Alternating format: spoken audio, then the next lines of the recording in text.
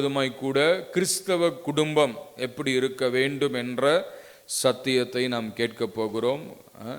Christian family எப்படி இருக்கணும் அப்படின்றதை குறித்து நாம் பார்க்கலாம். இதற்கு ஆதாரமாக பிலோமோனுக்கு எழுதின நிருபம் முதல் 2 வசனங்களை வாசிக்கலாம். பிலோமோன் பைபிளில் ஒரே அதிகாரங்களை கொண்ட புத்தகங்கள் ஒரு 3-4 இருக்கு. நான் கேட்கல, சொல்கிறேன், 3-4 இருக்குன்னு சொல்கிறேன். அதெல்லாம் என்னன்னு கண்டுபிடிங்க, சரியா? போன சர்வீஸில் சொன்ன, அதனால் இப்போ இருக்கிறவங்களுக்கு எல்லாம் தெரியும். அதில் பார்த்தீங்கன்னா பிலோமோன் ஒரே அதிகாரம் இருக்கு. அதே போல் 2 யோவான் 3 யோவான் ஒரே அதிகாரம், ஒபதியா ஒரே அதிகாரம், இதெல்லாம் ஒரு அதிகாரம். அப்புறம் யூதா எல்லாம் ஒரு அதிகாரங்களை கொண்ட புத்தகம். அதனால் எங்கே இருக்குன்னு சொல்லி அதை தேடி கண்டுபிடிச்சி அதை மாத்திரம் வாசிக்காதீங்க, எல்லாத்தையும் வாசிக்கணும். அல்லேலூயா. ஒரு இட்லி போதுமா? ஒரு தோசை போதுமா? ஆமீன். சோம்பேறிகள் தான் 1 சாப்பிடுவாங்க, பசியாக இருக்கிறவங்க 4-5 சாப்பிடுவாங்க. அல்லேலூயா. ரைட். இந்த வசனத்தை படிங்க. பக்கம் 297. கிறிஸ்து இயேசுவின் நிமித்தம் கட்டப்பட்டவனாய் இருக்கிற பவுலும் சகோதரனாகிய தீமோத்தேயும் எங்களுக்கு பிரியமுள்ளவனும் உடன் வேலையாளுமாய் இருக்கிற பிலோமோனுக்கும் பிரியமுள்ள அப்பியாளுக்கும் எங்கள் உடன் போர் சேவகனாகிய அர்க்கிப்புவுக்கும் உம்முடைய வீட்டிலே கூடி வருகிற சபைக்கும் எழுதுகிறதாவது. ஆமென். ஒரு நிமிடம் ஜெபம் பண்ணுவோம். நல்ல பிதாவே, எங்களோடு கூட நீங்க பேசுங்க. வார்த்தையின் மகத்துவத்தை, ஆழத்தை, ரகசியத்தை, மறைபொருளை வெளிப்படுத்துவீராக. அடிமை சிலுவையில மறைத்து ஆவியானவர் பேசுங்க. நீங்க பேசுங்க, நாங்க கேட்கட்டும். இயேசுவின் நாமத்தில் பிதாவே, ஆமென். அல்லேலூயா. ஆமென். இந்த பவுலுடைய நிருபங்கள் நிறைய இருக்கு. அதில் இந்த பிலோமோன் பார்த்தீங்கன்னா சிறையிருப்பின் நிருபங்கள். அப்போஸ்தலனாகிய பவுல் சிறையிருப்பிலிருந்து எழுதுகிறார். அப்படி எழுதும் பொழுது அவர் சொல்றாரு பாருங்க, 1வது வசனத்தில், கிறிஸ்துவின் நிமித்தம் கட்டப்பட்டவனாயிருக்கிற பவுல். என்னதுங்க? கிறிஸ்துவின் நிமித்தம் சிறைச்சாலையில் இருக்கிறார். சுவிசேஷத்து நிமித்தம், சத்தியத்து நிமித்தம் எங்க இருக்கிறாருங்க? சிறைச்சாலையில் இருக்கிறார். மற்ற பவுலுடைய நிருபங்களுக்கும் இதற்கும் அநேக வித்தியாசங்கள் இருக்கிறது. மற்றதெல்லாம் எழுதும் பொழுது தேவனுடைய கிருபையினாலே அப்போஸ்தலனாகிய பவுல் எழுதுகிறது என்னவென்றால் அப்படின்னு சொல்லிட்டு அந்த மாதிரிலாம் ஆரம்பிப்பார். ஆனால் இந்த சாப்டர் ஆரம்பிக்கும் பொழுது என்ன சொல்றாரு? கிறிஸ்துவின் நிமித்தம் கட்டப்பட்டிருக்கிறேன் என்று சொல்றார். ஐ ஆம் chained because of gospel என்று சொல்லுகிறார். ஐ ஆம் in prison because of gospel. ஆமென். அப்ப கிறிஸ்துவின் நிமித்தம் வருகிற பாடுகளை, துன்பங்களை பாக்கியமாக கருத வேண்டும். அல்லேலூயா. கிறிஸ்துவின் நிமித்தம் நன்மையை மாத்திரம் அனுபவிக்க கூடாது, என்ன செய்யணும்? பாடுகளையும் அனுபவிக்கணும். அல்லேலூயா. சில பேர் நல்ல காரியங்கள் நடக்கும்போது ஆமேன் ஸ்தோத்திரம் அல்லேலூயா வரும். கஷ்டம் என்ன சொல்லுவாங்க? ஆமா, கர்த்தரை தேடின என்னாச்சு, இப்படிதான் இருக்குது. அது அவிசுவாசமான வார்த்தை. வாயில் என்ன செய்யக்கூடாது? வரவே கூடாது. அல்லேலூயா. ஆக தேவ பிள்ளை கிறிஸ்துவின் நிமித்தம் கட்டப்பட்டிருக்கிறார். பவுல் யாருங்க? முதல்ல ரட்சிக்கப்பட்ட போது உபவாசத்தை ஜெபித்தவர், ஆண்டவரோடு 3 வருஷம் உறவாடினவர், பரம ரகசியங்களை பெற்றவர், 13 நிருபங்களை எழுதினவர், 3 மிஷனரி பயணங்களை மேற்கொண்டவர், 4வது பயணத்தையும் கடல் வழியாக மேற்கொண்டவர், பல அடிகளை பட்டவர், பல உதைகளை பட்டவர், பல பாடுபட்டவர். அப்படிப்பட்ட பவுல் சொல்றாரு, ஐ ஆம் chained because of gospel. அல்லேலூயா. ஆமென். அவர் செய்த ஜெபத்தை தான் இப்போ 1095 நாட்கள் ஜெபத்தை சபையிலே ஆரம்பித்திருக்கிறோம். தனிப்பட்டவர்கள் அதை ஜெபிக்க ஆரம்பித்திருக்கிறார்கள். இல்லை, 3 வருஷத்துக்கு கணக்கு போட்டு பார்க்கும்போது 1095 நாட்கள். அல்லேலூயா. ஆக தேவப்பிள்ளை இந்த மாதிரிலாம் உங்களை ஒப்பு கொடுத்து ஜெபம் பண்ணுங்க. நாட்களை குறிப்பிட்டு காலங்களை நியமித்து கொண்டு ஜெபிக்கும் பொழுது ஆண்டவர் பெரிய காரியங்களை செய்வார். அல்லேலூயா. கர்த்தர் நாமம் மகிமைப்படுவதாக. சோ பவுல் சிறைச்சாலையில் இருக்கிறார். நான் சிறையிருப்பில் இருக்கிறேன் என்று சொல்லி இதே அதிகாரத்தில் நிறைய இடங்கள்ல சொல்றார். 8வது வசனத்துல சொல்றாரு, இப்பொழுதும் கட்டப்பட்டிருக்கிறவனாக இருக்கிறபடியால் என்று சொல்றாரு. இப்பொழுதும் கட்டப்பட்டவனாக இருக்கிறபடியால். 10வது வசனம் சொல்றாரு, என்னவென்றால் கட்டப்பட்டிருக்கையில் கட்டப்பட்டிருக்கையில். அடுத்தது 13வது வசனத்தை, கட்டப்பட்டிருக்கிற எனக்கு, சுவிசேஷத்து நிமித்தம் கட்டப்பட்டிருக்கிற எனக்கு. அடுத்து 23வது வசனம், கிறிஸ்து இயேசுவின் நிமித்தம் என்னோடு கூட காவலில் வைக்கப்பட்டிருக்கிற. அப்போ என்னோடு கூட காவல், அதுவும் கட்டுதான். ஆக கிறிஸ்து இயேசுவின் நிமித்தம் சிறைவாசம் அனுபவித்துக் கொண்டிருக்கிறார். அப்படிப்பட்ட அந்த பவுல் என்ன செய்கிறாரு, பிலோமோனுக்கு எழுதுகிறார். இந்த பிலோமோன் யாருன்னு சொன்னா, அவர் நல்ல ஒரு பெரிய பணக்கார செல்வந்தனான ஒரு தேவ மனுஷன். அல்லேலூயா. ஆண்டவர் ராஜ்யத்தில் ஏழைகளும் இருப்பாங்க, பணக்காரர்களும் இருப்பார்கள். அல்லேலூயா. ஆண்டவரை யார் வேணா தேடலாம். இயேசு கிறிஸ்து எல்லாருக்கும் தேவன். அல்லேலூயா. ஆமென். எப்படி கவர்மெண்ட் பஸ் ஓடுனா அதில் ஏழை பணக்காரன்லாம் ஏறலாம், ஏன் ஏறன்னு யாரும் கேட்க மாட்டான். அந்த மாதிரி இயேசு கிறிஸ்து எல்லாருக்கும் கடவுள், எல்லாருக்கும் பொதுவானவர். அல்லேலூயா. ஆக அவரிடத்துல வருகிறவர்களை அவர் ஒரு காலும் புறம்பே தள்ளாதவர். அல்லேலூயா. ஆண்டவர் சொல்ற, என்னிடத்தில் வாருங்கள் தான் சொல்றாரு. வருத்தப்பட்டு பாரம் சுமக்கிறவர்களே, நீங்கள் எல்லாரும் என்னிடத்தில் வாருங்கள், நான் உங்களுக்கு இளைப்பாறுதலை கொடுப்பேன். I will give you rest. அல்லேலூயா. நான் உங்களுக்கு இளைப்பாறுதலை கொடுக்கிறேன். இளைப்பாறுதல் என்ன? அப்படியே ஃபேனை போட்டு சேரை போட்டு அப்பாடான்னு உட்கார்றோம் பாருங்க, அதுதான் இளைப்பாறுதல். அந்த இளைப்பாறுதலை ஆண்டவர் கொடுக்க போகிறார். அதாவது ஒரு பெருமூச்சின் அனுபவத்தை ஆண்டவர் கொடுப்பார். அல்லேலூயா. ஆக தேவனிடத்துல வர வேண்டும். ஆக இந்த பிலோமோன் எப்படின்னு சொன்னா, ஒரு பெரிய செல்வந்தனான ஒரு மனுஷன். ஏன் அப்படின்னா, அவருடைய வீட்டில் ஒரு வேலைக்காரனை வச்சிருக்கிறார். யார் வேலைக்காரங்க வைப்பாங்க? பெரிய பணக்காரங்களா இருக்கிறவங்க வேலைக்காரங்க வைப்பாங்க இல்லையா? ஏழையா இருக்கிறவங்க அவங்களே நம்மளே என்ன சொல்லுவாங்க, சம்பளம் எல்லாம் எங்களால் கொடுக்க முடியாதுங்க, எங்க வேலை என்ன செய்கிறோம், நாங்கள் எவ்வளோ கஷ்டம் இருந்தாலும் நாங்களே துவைச்சிக்கிறோம், நாங்களே கழுவிக்கிறோம், நாங்களே பெருக்கிக்கிறோம், கூட்டிக்கிறோம். ஆனால் அங்கே வீட்லேயே ஆட்களை வச்சு என்ன செய்கிறாருங்க, வேலை செய்கிறாருன்னா இவர் ஒரு பெரிய செல்வந்தனான மனுஷனாகத்தான் இருந்திருக்க வேண்டும். ஒரு ஆமேன்னு சொல்லுங்க. அல்லேலூயா. அடுத்து எங்க என்ன படிக்கிறோம், அங்கே வீடு ஒரு ஜெப வீடாக இருக்கிற, வீட்டை திறந்து கொடுக்கிறார் ஜெபத்துக்காக. இன்னைக்கு சில வீடுகளுக்கு போனால் ஜெபம்னு சொன்னால் கதவை ஜன்னலை சாத்திடுவாங்க. ஆனால் இவர் என்ன செய்கிறார், ஜெபத்துக்காக வீட்டை திறந்து கொடுக்கிறார். அல்லேலூயா. இப்போ சொந்த வீடாக இருந்து ஜெபிக்கும் பொழுது யார் என்ன செய்ய முடியாது, கேட்க முடியும். நம்முடைய வீட்டில் நம்ம ஜெபம் பண்ணுறோம். அல்லேலூயா. ஆக தேவ பிள்ளை, அந்த சொந்த வீடு இருக்கு, வேலைக்காரங்க இருக்காங்க. அப்போ யாரா இருக்கணும், இவர் ஒரு செல்வந்தனான ஒரு மனிதனாக இருந்து. இவர் எந்த ஊர்ல வாழ்ந்து வந்தார் அப்படின்னா, லவோதிக்கேயா அப்படின்ற ஊர்ல வாழ்ந்து வருகிறார். ஏன்னா அதுக்குரிய ஆதாரம் பார்த்தீங்கன்னா, கொலோசியர்கள் நிருபம் 4ஆம் அதிகாரம் 15-17 வரைக்கும் உள்ள வேத பகுதியை வாசிங்கன்னா, book of Colossians chapter 4 verse 15 to 17. லவோதிகாவில் இருக்கிற சகோதரரையும் நிம்பாவையும் அவன் வீட்டில் கூடுகிற சபையையும் வாழ்த்துங்கள். இந்த நிருபம் உங்களிடத்தில் வாசிக்கப்பட்ட பின்பு இது லவோதிகேயா சபையிலும் வாசிக்கப்படும்படி செய்யுங்கள். லவோதிகேயாவில் இருந்து வரும் நிருபத்தை நீங்களும் வாசியுங்கள். அர்க்கிப்பை கண்டு நீ கர்த்தரிடத்தில் பெற்ற ஊழியத்தை நிறைவேற்றும்படி கவனமாய் இருப்பாயாக என்று சொல்லுங்கள். சரி, என்ன படிக்கிறோம்? அர்க்கிப்புவை கண்டு, அர்க்கிப்புவை பார்த்து. இந்த அர்க்கிப்பு எங்க வருகிறார் அதை நான் உங்களுக்கு பின்னாடி சொல்றேன். அப்ப அர்க்கிப்பு எங்க இருக்கிறாரு? லவோதிக்கேயா சபையில் இருக்கிறார். சரிங்களா? அப்போ இந்த பிலோமோன் லவோதிக்கேயா பகுதியில் வாழ்ந்திருக்க வேண்டும். சரிங்களா? அந்த பிலோமோனை குறித்து பவுல் பாருங்க அழகாக சொல்றார். என்ன சொல்றாருன்னா, ஒரு குடும்ப தலைவன் எப்படி இருக்கணும் அப்படின்றத குறித்து சொல்றான் பாருங்க. 1வது வசனத்துல படிக்கிறோம், கட்டப்பட்டவனாய் இருக்கிற பவுலும் சகோதரனாகிய தீமோத்தேயும் எங்களுக்கு பிரியமுள்ளவனும் உடன் வேலையாளுமாய் இருக்கிற பிலோமோனுக்கு. சரி, என்ன சொல்றாருன்னா, அந்த பிலோமோன் எப்படிப்பட்டவர்னா, எங்களுக்கு பிரியமுள்ளவன். அல்லேலூயா. யார் சொல்றா?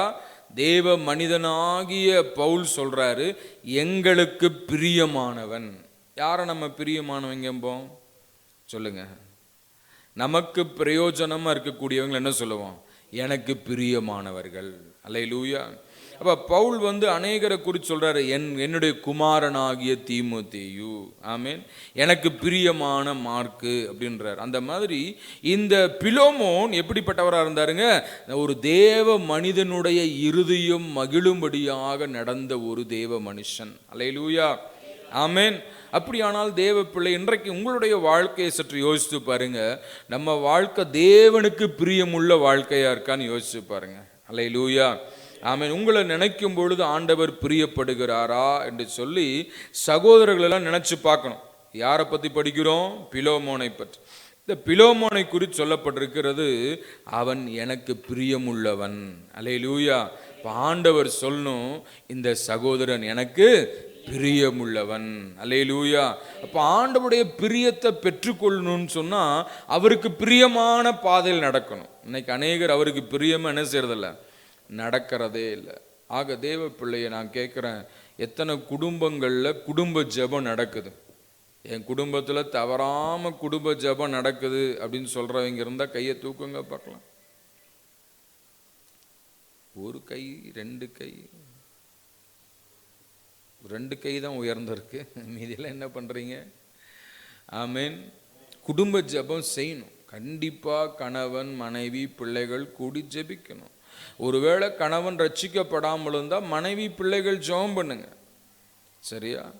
அல்லது கணவன் மனைவி ரட்சிக்கப்படாமல் இருந்தால் கணவன் பிள்ளைகள் ஜெபம் பண்ணுங்க. குடும்பமாக ஜெபியுங்கள். உங்கள் ஜெபம் உங்கள் குடும்பத்தை ரட்சிப்புக்குள்ளே கொண்டு வர முடியும். அப்பொழுது நீங்கள் தேவனுக்கு பிரியம் உள்ளவர்களாக இருக்கும். ஒருவேளை நீங்கள் தனிமையாக இருக்கிறீங்களா? தனிமையாக இருந்தாலும் என்ன செய்யுங்க, அந்த நேரத்தை ஒதுக்கி என்ன செய்யுங்க, ஜெபம் பண்ணுங்க. அல்லேலூயா. 2 பாட்டை பாடி ஒரு அதிகாரம் வாசித்து ஒரு அரை மணி நேரம் ஜெபம் பண்ணுங்க. அப்படி ஜெபிக்கும் பொழுதுதான் ஆண்டவருக்கு பிரியமுள்ளவர்களாக மாற முடியும். யார் ஆண்டவருக்கு பிரியம்? ஜெபிக்கிறவர்கள் அவருக்கு பிரியம். பரிசுத்தமாக வாழ்கிறவங்க அவருக்கு பிரியம். சத்தியத்தை கேட்குறவங்க அவங்களுக்கு பிரியம். ஆகவே ஆண்டவருக்கு பிரியமாய் நடந்தவன் யாருங்க? இந்த பிலோமோன். அது மாத்திரமல்ல, பவுல் சொல்றாரு, என் உடன் வேலையாளுமாய் இருக்கிற, இஸ் மை கோ ஒர்க்கர் என்று சொல்லுகிறார். அல்லேலூயா. அப்போ தேவனுடைய பிள்ளையே, ஊழியத்தில் சபையில் நம்ம தேவனுக்கு ஊழியம் செய்கிற பிள்ளைகளாக, ஊழியத்தில் ஈடுபாடு கொண்ட பிள்ளைகளாக, ஊழியத்தில் சபையில் வேலை செய்கிற பிள்ளைகளாக நம்ம இருக்கணும். ஒருவேளை நீங்கள் அரசாங்கத்திலேயோ தனியார்லேயோ வேலை செய்யலாம், அதெல்லாம் உங்களுக்காக செய்கிற வேலை. ஆண்டவருக்காக செய்கிற வேலை என்ன? சபையில் ஏதாவது ஒரு வேலை செய்யணும். அதான் கர்த்தருக்காக செய்கிற வேலை. ஆகவே தான் பவுல் சொல்றாரு, என் உடன் வேலையாளுமாய் இருக்கிற. அல்லேலூயா. தேவ பிள்ளையே, இந்த பிரியமானவன் என்று சொல்லுவதற்கு என்ன காரணம் அப்படின்னு சொல்லிட்டு ஒரு சில காரியங்களை உங்களுக்கு நான் காண்பிக்க விரும்புகிறேன். பாருங்க, 4வது வசனத்தை படிங்களேன். இயேசுவினிடத்திலும் எல்லா பரிசுத்தவான்களிடத்திலும் உள்ள உம்முடைய அன்பையும் உம்முடைய விசுவாசத்தையும் நான் கேள்விப்பட்டு என் ஜெபங்களில். போதும் போதும் போதும். என்ன படிக்கிறோம்? கர்த்தராகிய இயேசுவினிடத்தில் எல்லா பரிசுத்தவான்களும் இடத்திலும் உள்ள உம்முடைய அன்பையும். அல்லேலூயா.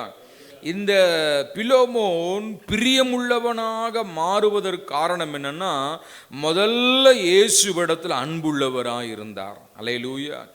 2வது ஜனங்களிடத்துல பரிசுத்தவான்களிடத்துல அன்புள்ளவராக இருந்தார். இது எதை குறிக்கிறது? தேவனுடைய கற்பனையை குறிக்கிறது. அல்லேலூயா. ஆண்டவர் 10 கட்டளைகளை கொடுத்தார். அதுல முதல் 4 கட்டளைகள் மனிதன் தேவனோடு உறவு கொள்வதை குறித்து சொல்லுகிறது. ஆக அந்த கட்டளைகள் எல்லாம் சம்ம பண்ணி சுருக்கி சொல்லுகிறார். என்னவென்றால், பிரதானமான ராஜரீக பிரமாணம் என்னவென்றால், உன் தேவனாகிய கர்த்தரிடத்துல முழு இருதயத்தோடு, முழு ஆத்துமாவோடு, முழு பலத்தோடு, முழு சிந்தையோடும் அன்பு கூறுவாயாக. அல்லேலூயா. Love the Lord with all your heart, all your soul, all your mind and all your spirit. அல்லேலூயா. தேவனிடத்தில் அன்பு கூறு. எப்படி தேவனிடத்தில் அன்பு கூறணும்?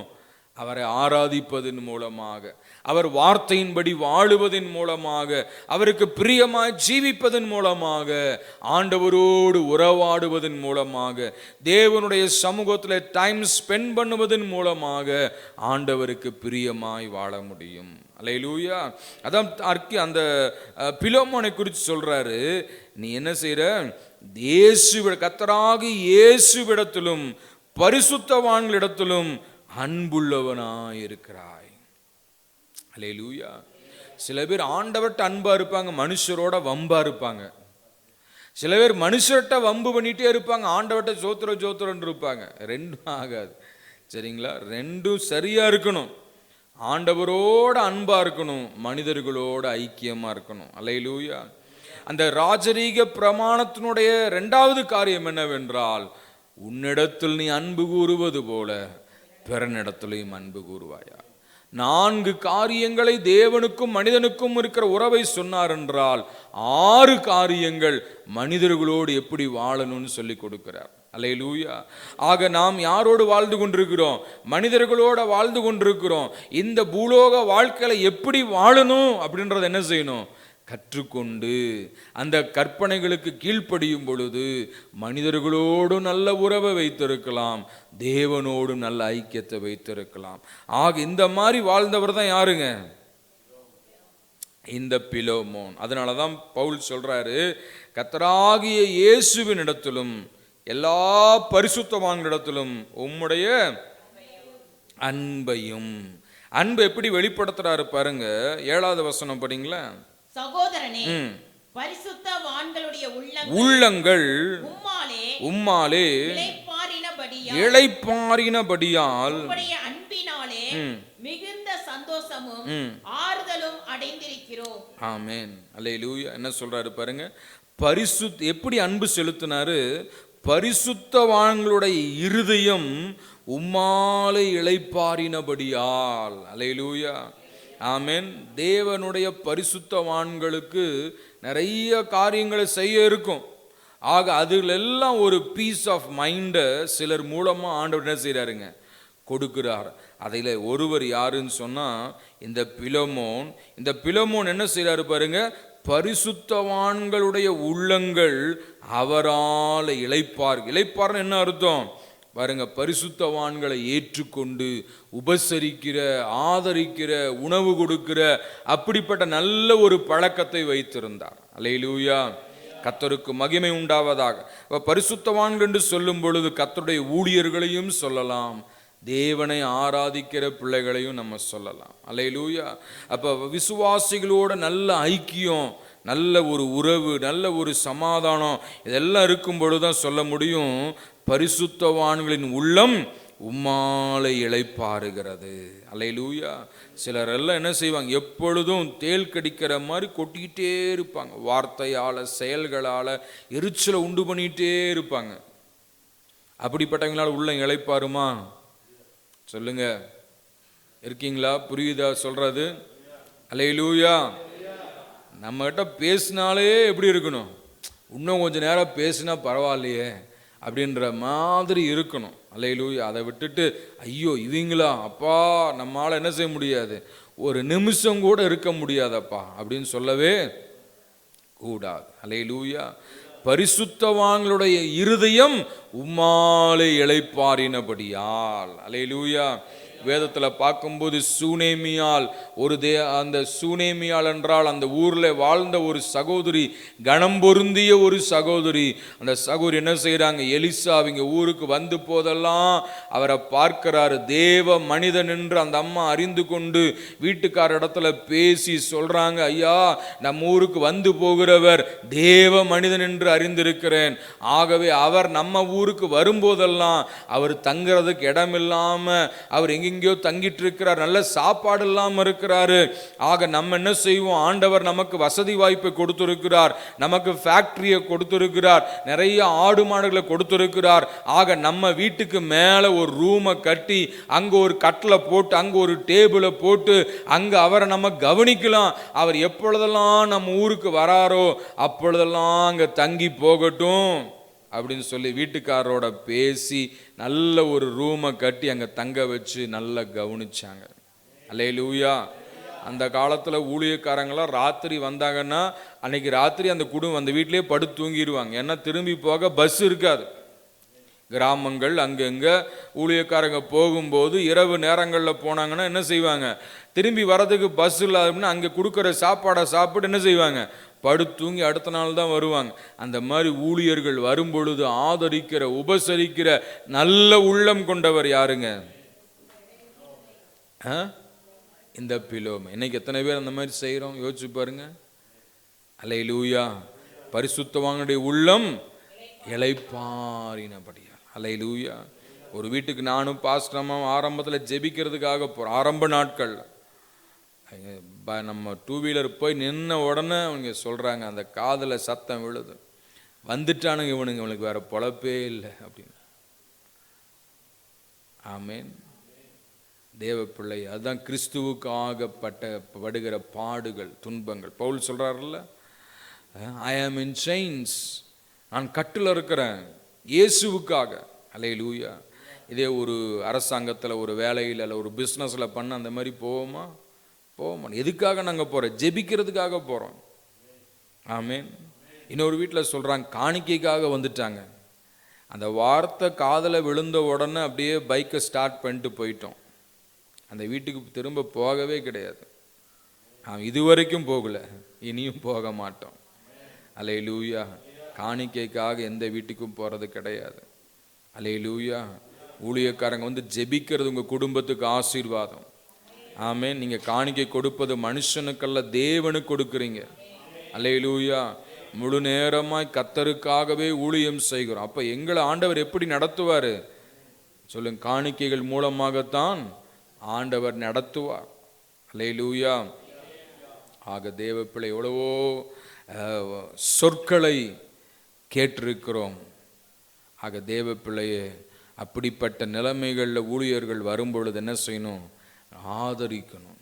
அதான் பவுல் சொல்றாரு, எங்களுடைய உள்ளம் உம்மாலை இளைப்பாறினபடியால். அல்லேலூயா. அந்த வீட்டுக்கு போனால் நல்லா வரவேற்பாங்க, கவனிப்பாங்க, நல்ல காணிக்கைகளை கொடுப்பாங்க அப்படின்ற ஒரு எண்ணம் இருக்கும்போது தான் அந்த இளைப்பாறுதல். அல்லேலூயா. புரியுதா உங்களுக்கு? அந்த மாதிரி பிலோமோன் அநேகரை இளைப்பாற பண்ணி, பரிசுத்தவான்களை இளைப்பாற பண்ணினான். அல்லேலூயா. நான் ரோட்டில் போகிற வரவங்களெல்லாம் கூப்பிட்டு இளைப்பாற பண்ணிங்கன்னா வம்பாய் போயிடும். கவனம். அல்லேலூயா. ஆக தேவ பிள்ளையே, இந்த இளைப்பாற செய்கிறவராய் காணப்படுகிறார். இந்த சூனேமியால் அந்த தேவ மனிதனை தன் வீட்டில் சகல சலக்கரணையோடு என்ன செஞ்சாலாம்? கவனித்தாள். அல்லேலூயா. விசாரித்தாள், ஆதரித்தாள். அப்படி எல்லாம் கவனிச்சபடினாலே அவ வாழ்க்கையில் இருந்த ஒரு நிந்தை நீங்கினது. ஆமேன். அல்லேலூயா. அடுத்தது பாருங்க, இளைப்பாறினபடியால் உம்முடைய அன்பிலே சந்தோஷமும் ஆறுதலும் அடைந்திருக்கிறோம். எப்படிங்க? அந்த அன்புல சந்தோஷம், ஆறுதல். ஏன்னா நீ பரிசுத்தவான்களை இளைப்பாற செய்கிற தேவன். இளைப்பாற செய்கிற மனுஷனாய் நீ காணப்படுகிறாய். அல்லேலூயா. இப்போ என்ன பாயிண்ட் சொன்ன? நீ அதாவது கர்த்தராகிய இயேசுவிடத்திலும் எல்லா பரிசுத்தவான்களிடத்திலும் உள்ள உம்முடைய அன்பையும், அடுத்தது உம்முடைய விசுவாசத்தையும் நான் கேள்விப்பட்டு, அந்த அன்பின் நிமித்தமாக தான் என்ன செய்கிறாருங்க? உபசரிக்கிறார், இளைப்பாறச் செய்கிறார். அடுத்த ரெண்டாவது பாயிண்ட் என்னன்னா, உம்முடைய விசுவாசத்தையும் நான் கேள்விப்பட்டு. அல்லேலூயா. ரெண்டாவது அவருக்குள்ள என்ன குணம்? நல்ல ஒரு விசுவாசம். விசுவாசம் என்பது என்ன? Hoped against the hope. எங்கே நம்பிக்கை இல்லையோ அங்கே நம்புவது தான் விசுவாசம். அல்லேலூயா. ஆண்டவர் ஒரு காரியத்தை எனக்கு செய்வார் அப்படி என்று நம்புவது தான் விசுவாசம். அல்லேலூயா. எங்கே நம்ப முடியாத சூழ்நிலை இருக்கிறதோ அங்கே நம்புவதுதான் விசுவாசம். ஆபிரகாம் விசுவாசிகளின் தகப்பன். அந்த ஆபிரகாமை ஆண்டவர் அழைத்த பொழுது, நான் காண்பிக்கிற தேசத்துக்கு நீ போனார். ஆண்டவர் எங்கே போகணும், எங்கே தங்கணும், என்ன கொடுப்பீங்கன்னு சொல்லி கேட்கல. அந்த வார்த்தை கீழ்ப்படிந்து அப்படியே புறப்பட்டு போனான். அல்லேலூயா. ஆபிரகாம் பார்த்து சொன்னார், உனக்கு ஒரு குமாரனை கொடுப்பன்னார். ஆமாம். அந்த வார்த்தை ஆபிரகாம் நம்பினார். வருடங்கள் சென்றது. 25 வருஷம் ஆயிடுச்சு. எத்தனை வருஷங்க? 25 years he waited patiently. பொறுமையோட கூட இன்னைக்கு நமக்கு 5 நாள் பொறுக்க முடியல இல்லையா? அதுக்குள்ளார அவசரம். எப்படி ஒரு இட்லி வேகிறதுக்குள்ளே பொறுக்க முடியல, என்ன செய்கிறோம்? 4 தடவை மூடியை திறந்து பார்த்து குத்தி பார்த்துட்றாங்க, வெந்துருச்சா வேகலையா, வந்துருச்சு இல்லையா? அவசரம். கவனிக்கிறீங்களா? அப்போ ஆண்டுடைய வாக்குத்தத்தம் நிறைவேற என்ன செய்யணும்? பொறுமையோட காத்திருக்கணும். அல்லேலூயா, ஆமென். எதுக்கு சொல்ல வந்தேன்? அவர் ஒரு விசுவாசி. ஆக தேவ பிள்ளைகள் ஆண்டவரை நம்பணும், விசுவாசிக்கணும். விசுவாசத்தினால் வராத யாவும் பாவமாய் இருக்கிறது. ஆக கர்த்தரிடத்தில் சேருகிறவன் அவர் உண்டென்றும் அவரை தேடுகிறவர்களுக்கு பலன் அளிக்கிறவர் என்றும் விசுவாசிக்க வேண்டும். ஆமென். அப்படி விசுவாசிக்கும் பொழுது ஆண்டவர் நம்முடைய வாழ்க்கையில பெரிய காரியங்களை செய்வார். எத்தனை பேருக்கு புரியுது நான் சொல்றது? அல்லேலூயா, ஹல்லேலூயா. இப்போ எந்த ஒரு காரியமானாலும் முதல்ல ஆண்டவரை நம்புங்க. அல்லேலூயா. அப்போ அந்த காரியத்தை ஆண்டவர் நமக்கு வாய்க்க பண்ணி தருவார். உம்முடைய விசுவாசத்தையும் நான் கேள்விப்பட்டு, அப்போ பரிசுத்தவான்களிடத்தில் அன்பா இருக்கிறதையும் தேவனிடத்தில் விசுவாசமா இருக்கிறதையும் பவுல் சிறைச்சாலிருந்து கேள்விப்படுகிறார். கேள்விப்பட்டு அவருடைய ஜெபங்களில் எல்லாம் அவர் நினைத்து தேவனை ஸ்தோத்திரிக்கிறார். அல்லேலூயா, ஆமென். ஆக நம்முடைய விசுவாசம் கேள்வியாகணும், மற்றவர்களுக்கு கேள்வியாகணும். அப்படின்னு என்ன அர்த்தம்? மற்றவர்களுக்கு தெரிய வரணும். இந்த சகோதரி, இந்த சகோதரன் பலவீனத்தில் இருந்தாங்க, ஜெபம் பண்ணாங்க, ஆண்டவர் சுகம் கொடுத்தார். இந்த தேவைக்கு மத்தியில் இருந்தாங்க, ஜெபம் பண்ணாங்க, கர்த்தர் தேவையை சந்திச்சார். ஆக நம்முடைய நம்பிக்கை யார் மேல இருக்கணும்? மனுஷர் மேல அல்ல, தேவன் மேல இருக்கணும். நம்முடைய நம்பிக்கை வானத்தையும் பூமியும் உண்டாக்கின கர்த்தரிடத்தில் இருக்கும் பொழுது, அல்லேலூயா, நம்முடைய விசுவாசம் மற்றவர்களுக்கு தெரிய வரும், உலகெங்கும் தெரிய வரும். அல்லேலூயா. ஆக இந்த பிலோமோனுடைய விசுவாசம் மற்றவர்களுக்கு தெரிய வந்தது, ஊழியக்காரர்களுக்கு தெரிய வந்தது, சிறைச்சாலையில் இருக்கிற பவுலுக்கும் தெரிய வந்தது. ஆகவே தான் என்ன செய்றாருங்க?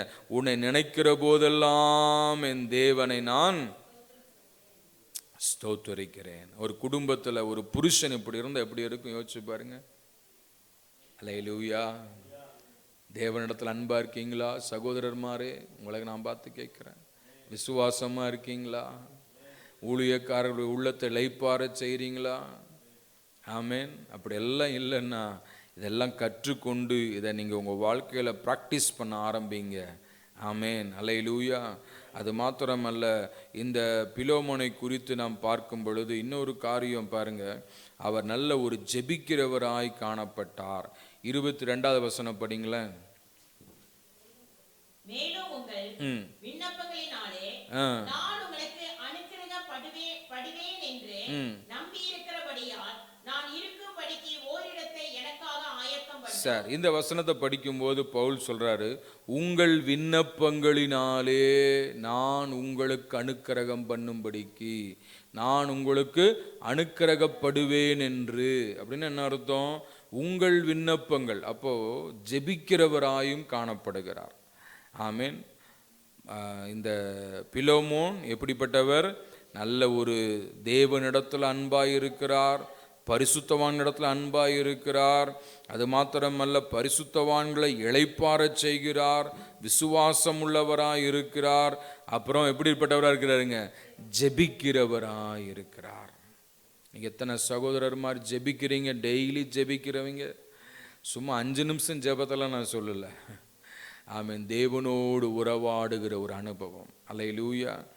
ஆக தேவ பிள்ளையை அப்படிப்பட்ட ஒரு ஜெபத்தில் பவுல் சொல்றார், உங்கள் விண்ணப்பங்களினாலே நான் அனுக்கிரகப்படுவேன் என்று. இப்போ ஊழியக்காரர்களுக்காக ஜெபிக்கிற ஒரு மனுஷனிடத்துல பவுல் சொல்றாரு, நீ எனக்காக ஜெபம் பண்ணு. அல்லேலூயா. ஜெபிக்காதவங்களை பார்த்து சொல்ல முடியாது எனக்காக ஜெபம் பண்ணுன்ட்டு. ஆக ஜெபிக்கிறவராகவும் இருக்கிறார். அல்லேலூயா, ஆமென். ஆக நிறைய நல்ல குணங்கள் இந்த பிலோமோன் இடத்துல காணப்படுகிறது. ரைட். அடுத்தது பாருங்க, நிறைய சொல்லலாம், ஆனால் நேரம் ஆகிறதுனால நான் சுருக்கமாக சொல்லிட்டு போகிறேன். 2வது காரியம் பாருங்க, இங்கே 2வது வசனத்தில் படிக்கிறோம், படிங்க.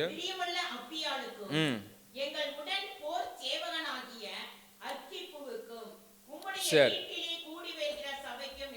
2வது பாயிண்ட் என்ன சொல்றாருன்னா, எனக்கு பிரியமுள்ள அப்பியாளுக்கும். பவுல் சொல்றாரு பிரியமுள்ள அப்பியாள். இந்த அப்பியாள் யாரு அப்படின்னா பிலோமோனுடைய மனைவி தான் அப்பியாள். யாருங்க?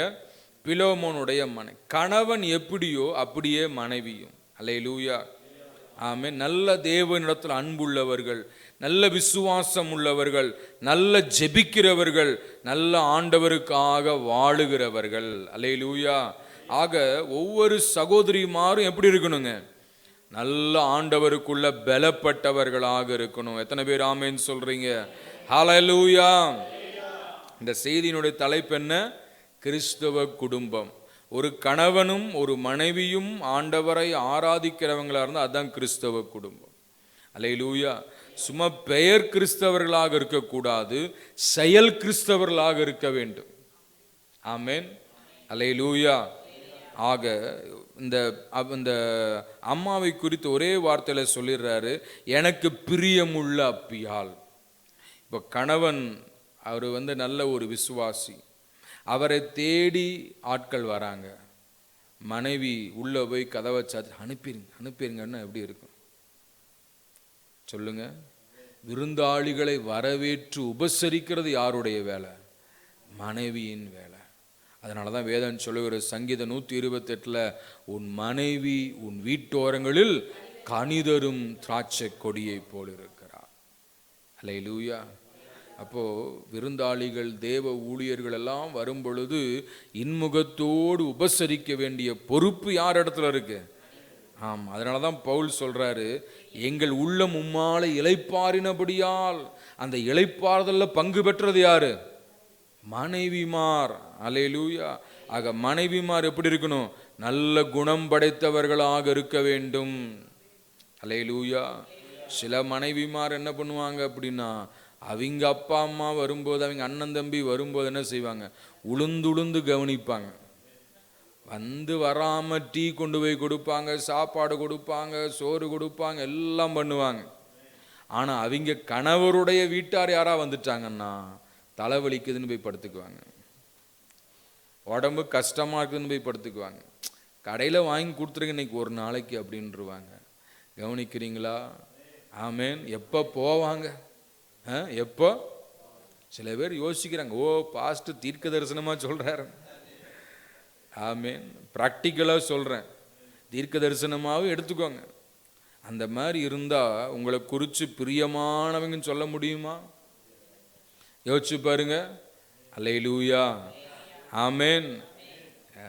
முகம் சுளிக்காமல் வேலை செய்யணும், அதில் தான் இருக்குது. ஐயோ வந்துட்டாங்களே நினச்சிங்கன்னா போச்சு. ஆக மனைவியானவள் எப்படி இருக்கணும்? நல்ல குணசாலியான பெண்ணாக இருக்கணும். நீதிமொழிகள் 31 படித்து பாருங்க. குணசாலியான ஸ்திரியை கண்டுபிடிப்பவன் யார்? அவள் விலை முத்துக்களை பார்க்கலும் அதிகமாக இருக்கும். ஐ மீன் முத்துக்களை பார்க்கலும். அப்போ முத்துன்னு பேர் வச்சுருப்பாங்க, அது சும்மா பேர். ஆனால் முத்து உருவாக பல நாட்கள் ஆகும், பல வருஷங்கள் ஆகும். அந்த முத்து விலையேற பெற்றது. அப்ப குணசாலியான ஸ்திரீ எப்படிப்பட்டவள்? விலையேற பெற்றவளாய் இருக்கிறாள். அல்லேலூயா.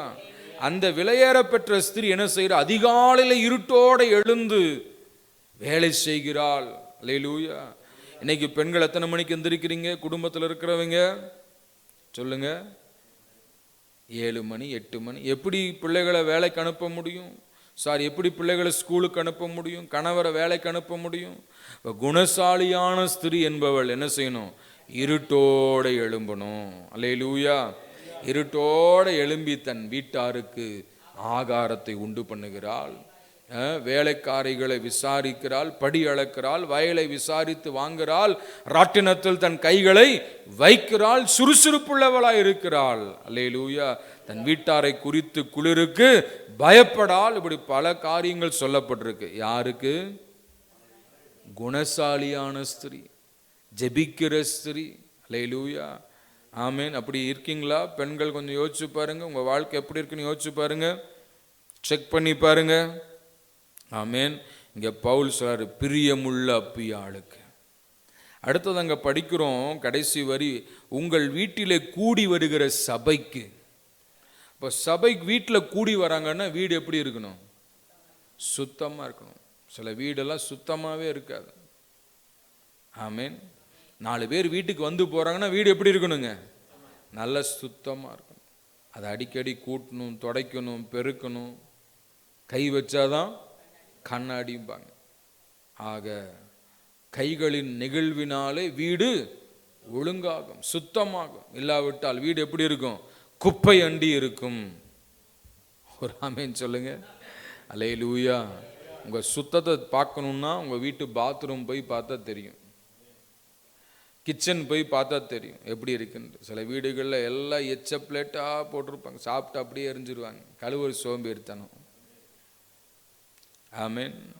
சில வீடுகள் போகும்போது தோரணங்களாக தொங்கிட்டு இருக்கும், துவைக்க சோம்பேறித்தனம். ஆமீன். அப்போ வீட்டில் அந்தந்த பொருட்கள் அங்கங்கே வைக்கணும். இதெல்லாம் யாருடைய வேலை? மனைவியினுடைய. அவதான் பிரியமான அப்பியாள், பிரியமான. அதே போல் சபையில் வேலை செய்கிறவர்கள், ஊழியர்களுக்கு உதவியாக இருக்கிறவர்கள். ஆமீன். இயேசு கிறிஸ்துவுக்கு பின்னாடியே ஒரு கூட்ட பெண்கள் போயிட்டு இருந்தாங்க. எதற்காக? அவருக்கு ஊழியம் செய்யும்படியாக. கனம் பொருந்தின ஸ்திரீகள் போனாங்க. எதற்காக? அவருக்கு காணிக்கை கொடுக்கும்படியாக, அவரை ஆதரிக்கும்படியாக. இப்படியெல்லாம் பல பெண்கள் இயேசு கிறிஸ்துவுடைய ஊழியத்தில் இணைந்திருந்தார்கள். அதை போல் என்ன செய்யணும்? பெண்கள் இணைந்து கர்த்தருடைய ராஜ்யத்தை கட்டுகிற வேலையில் கை கொடுத்து நிற்கணும். அல்லேலூயா. ஆமீன். அதனால் சர்ச்சுன்னு குடும்பத்தில் வேலை செய்யாமல் இருந்துடக்கூடாது. அங்கே என்ன செய்யணும்? வேலை செய்யணும். வீட்டில் வேலை செய்யணும். ஆமீன். பிள்ளைகளை கவனிக்கணும். கணவருக்கு நேரத்துக்கு சாப்பாடு கொடுக்கணும். ஆமீன். புரியுதா உங்களுக்கு? அல்லேலூயா. Praise the lord. ஆக தேவ பிள்ளையே, இதெல்லாம் இப்படிதான் ஒரு கிறிஸ்தவ குடும்பம் இருக்கணும். குடும்பத்தில் குடும்ப ஜெபம் இருக்கணும், நல்ல ஒரு ஐக்கியம் இருக்கணும், சந்தோஷம் இருக்கணும், கலகலன்னு பேசணும். ஆமீன். சில குடும்பங்களில் பேசுறதே இல்லை, கணவன் மனைவி பேசுறது. ஒரு நாளை வேஸ்ட் பண்ணிங்கன்னா ஒரு நாள் போச்சு, அந்த நாளுக்குரிய நன்மை போச்சு, அந்த நாளுக்குரிய ஆசீர்வாதம் போச்சு. எரிச்சலும் கோபமும் தான் மீதியாக இருக்கும். சண்டை வரும், பிரச்சனை வரும், சில நேரம் வாக்குவாதங்கள் வரும். ஆனால் அது அப்போவே என்ன செய்யணும்? மறந்து விட்டு கொடுத்து போகணும். அல்லேலூயா.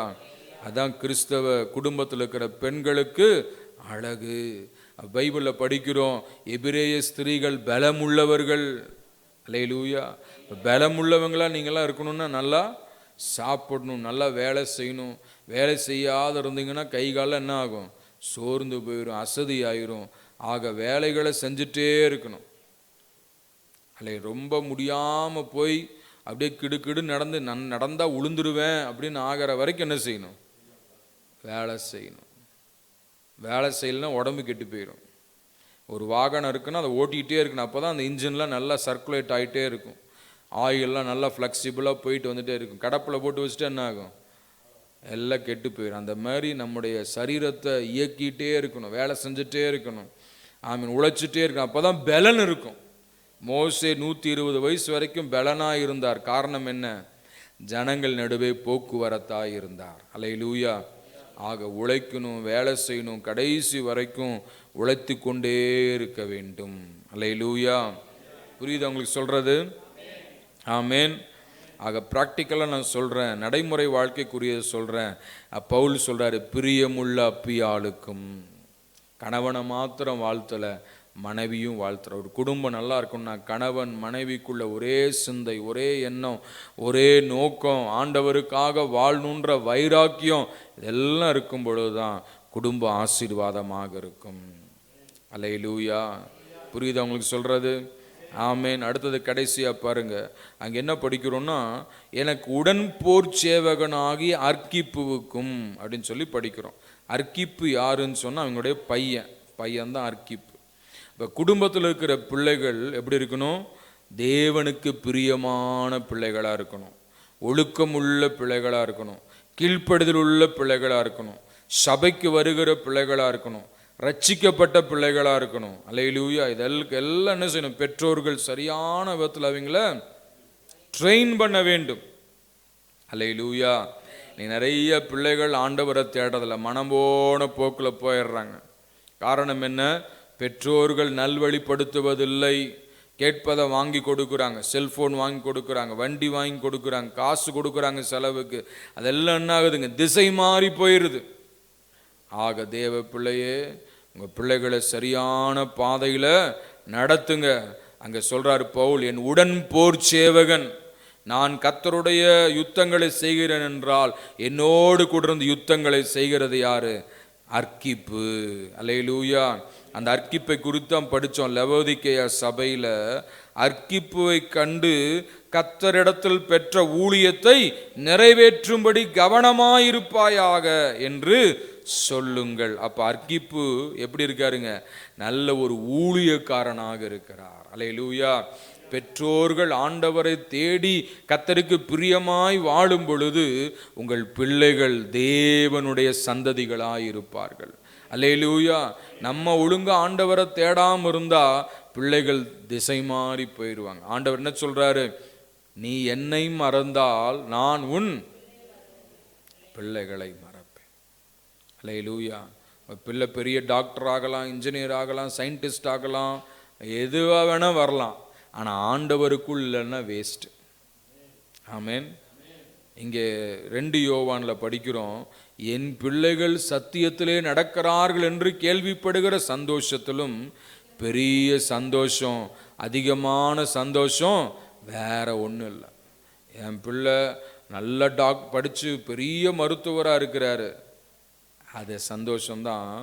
ஆனால் அதை விட என்ன சந்தோஷம்னா, என் பிள்ளை கர்த்தரை ஆராதிக்கிற பிள்ளைங்க, பரிசுத்தவான்க, ஜெபிக்கிறவருங்க, ஆண்டவருடைய ஊழியத்தை செய்கிறவருங்க, ஊழியத்துக்கு உதவியாக இருக்கிறவருங்க, இதுதாங்க பெரிய சந்தோஷம். அல்லேலூயா. இதை விட பெரிய சந்தோஷம் பூமியில் ஒன்றுமே இல்லையா. இப்போ பிள்ளைகளை ஆண்டவருக்குள்ளே நடத்துங்க, நல்வழிப்படுத்துங்க, சபைக்கு அனுப்புங்க, சபையில் வேலை செய்ய வைங்க, ஆண்டவருக்கு பிரியமாக வாழ கற்றுக் கொடுங்க. அல்லேலூயா. இன்னைக்கு நீங்கள் எல்லாம் பெற்றோர்கள் வந்திருக்கிறீங்க. ஒரு சில குடும்பங்களில் பிள்ளைகள் வரல. எங்கே இருக்காங்க பிள்ளைகள்? சொல்லுங்க. படுத்து தூங்கிட்டு இருப்பான், டிவி பார்த்துட்டு இருப்பான், எங்கேயா வண்டி எடுத்து சுத்த போயிருப்பான். எப்படி அவன் வாழ்க்கை ஆசீர்வதிக்கப்பட முடியும்? ஆக தேவ பிள்ளையே, அந்த பிள்ளைகள் ஆசீர்வாதமாக இருக்கணும்னா ஆலயத்துக்கு வருவதற்கு அவங்க என்ன செய்யணும்? கட்டாயப்படுத்த வேண்டும். அல்லேலூயா. பரலோக ராஜ்யம் பலவந்தம் பண்ணப்படுகிறது. பலவந்தம் பண்ணுகிறவர்கள் அதை பிடித்து கொள்வார்கள்.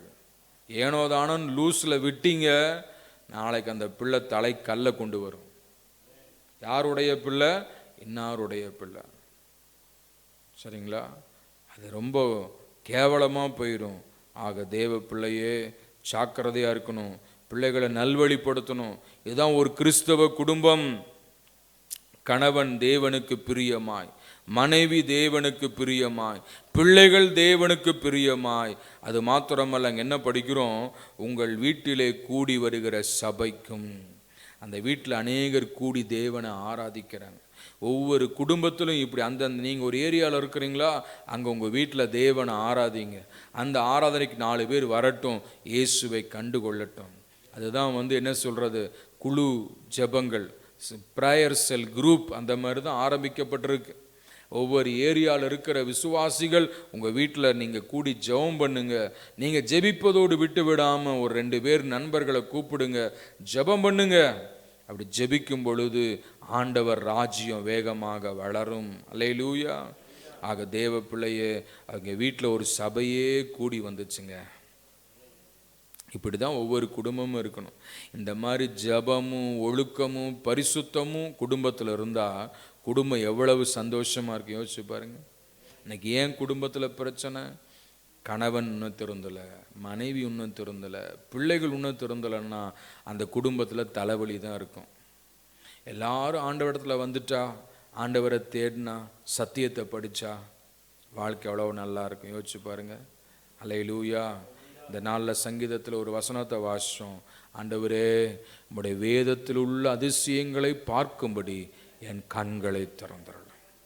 இந்த வேதத்தில் எப்படி குடும்பம் இருக்கணுன்ற அதிசயம் எழுதப்பட்டிருக்கு. இப்படியெல்லாம் இருந்தால் குடும்பம் நல்லா இருக்கும்னு ஆண்டவர் சொல்லியிருக்கிறார்.